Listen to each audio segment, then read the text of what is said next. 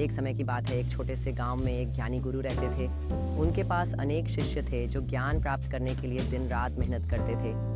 गुरु ने अपने शिष्यों को सिखाया कि जीवन में ज्ञान प्राप्त करना सबसे महत्वपूर्ण है। एक दिन गुरु ने अपने सभी शिष्यों को एकत्रित किया और एक चुनौती दी। उन्होंने कहा, जो भी मुझसे सबसे महत्वपूर्ण सत्य खोज कर लाएगा, उसे मेरी विशेष शिक्षा प्राप्त होगी।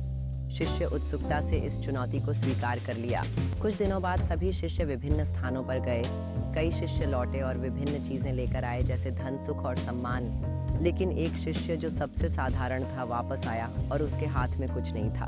जब गुरु ने उससे पूछा कि उसने क्या खोजा, तो उसने कहा, गुरुजी, मैंने सीखा कि असली सुख और ज्ञान हमारे अंदर ही है, हमें केवल उन्हें पहचानना है। गुरु मुस्कुराए और कहा, तुमने सबसे बड़ा सत्य खोज निकाला। इस तरह उस शिष्य को गुरु की विशेष शिक्षा मिली। इस कहानी से यह सीख मिलती है कि असली ज्ञान और संतोष बाहर नहीं बल्कि हमारे भीतर है। गुरु और शिष्यों ने मिलकर इस सीख को अपने जीवन में अपनाया। उनकी समझ ने गांव में एक नई रोशनी फैलाई। गांव के लोग भी इस शिक्षाप्रद अनुभव से प्रभावित हुए